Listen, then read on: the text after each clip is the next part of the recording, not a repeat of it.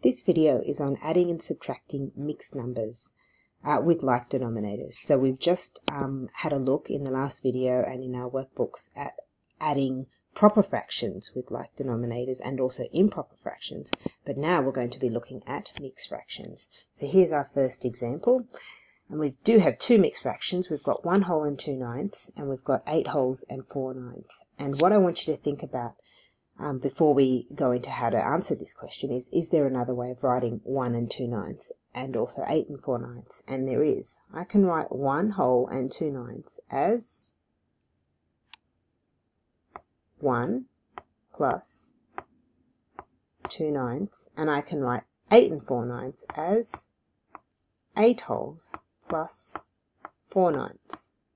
So what I'm doing is I'm adding 1 plus 2 ninths plus 8 plus 4 ninths together. That's the same, an equivalent expression to the question we've been asked. Now, you don't have to write what's in the red box, but I'm hoping it would allow you to see that if we want to add all of these numbers together, then what we really could do quite easily is add the whole number parts together first. So 1 plus 8 is 9, and then we can add the proper fractions. 2 ninths plus 4 ninths is 6 ninths. The only thing you have to think about with this question is, do I need to reduce this fraction? So really pay attention to whether the fraction that you're left with requires reducing. And in this case, we can divide 6 and 9 by 3. So 6 divided by 3, and we can also do 9 divided by 3, and that would reduce the fraction. 6 divided by 3 is 2, 9 divided by 3 is 3. So our final answer is 9 and 2/3. Let's have a look at another example, a very similar question to the last question. Once again, we've got two mixed fractions, and they have like denominators of 9. So now we know that we could just add the whole number parts. So 1 plus 8 is 9. And once again, now I'm going to add the proper fractions.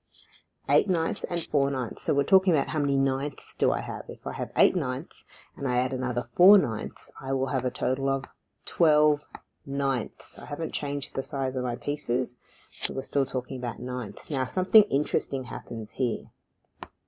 Okay, with the 12 ninths. When we have a mixed fraction, we have a whole number part, which I have here. I have 9, but my fraction that follows must be a proper fraction, and that means the numerator needs to be smaller than the denominator. And in this case, I end up with an improper fraction. So all you have to do is change your improper fraction to a mixed fraction. So what we have is 9 wholes, and then I have another 12 ninths, and another 12 ninths is the same as 1, because 9 goes into 12 once, 1 whole, and remainder 3 ninths. So in the end, I have 9 wholes plus an extra whole makes 10 wholes and 3 ninths. And just like in the previous example, I have to make sure that I reduce this fraction over here. So I know that 3 goes into 3 and 9, so if I divide the numerator by 3, I get 1. If I divide the denominator by 3, I get 3. So my final answer is 10 and 1/3. We're now going to have a look at another question, but with subtraction. So once again, two mixed numbers, and we are subtracting. So if I think about how I can write this, I've got 7 and 7/8. So I've got, my pen, 7 wholes plus 7/8, and I'm going to minus 4 and 5/8. Well, that's 4 wholes plus an extra 5/8. And what I can do is use a very similar method to before, where what I'm going to do is subtract the whole number parts first. So if I have 7 wholes and I minus 4 wholes, I'll have 3 wholes. And then I'm going to subtract my proper fractions.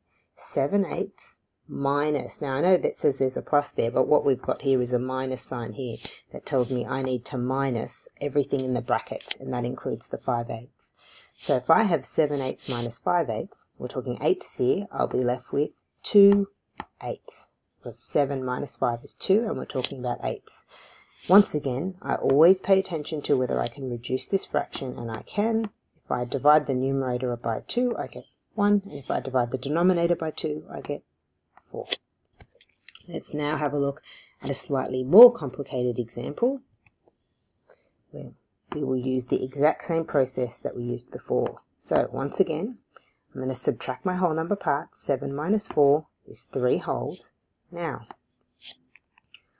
I've got 1/8 minus 3/8. And what you might notice straight away is that I'm subtracting, because my denominators are like, and I'm talking about eighths. But 1 minus 3 is negative 2/8. And that is not something we're used to seeing. When we have a mixed fraction, we never have a negative fraction in there.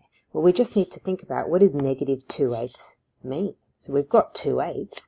If I have a negative 2/8, well, I can figure out what I'm left with in total. So I've got 3 wholes, and I've got another minus 2/8. Well, this minus 2/8 can come out of my 3 wholes. Each whole, 1, 2, 3, is made up of 8/8. Bear with me here. Let's break it up into 8. So not very equal 8s. 1, 2, 3, 4. Alright, there are my 8s. 8 pieces here, 8 pieces here, 8 pieces here. They really should be equally sized pieces, but I'm not very good at start with my stylus yet. So if I remove these 2/8 from the last whole, let's get rid of 1/8 there, and I'll take away another 8 there. All I'll have left is 6/8 in my last whole. So what I'm left with is 2 wholes, and instead of the third whole, I've taken away the minus 2/8 here, and I'm left with 2 6/8.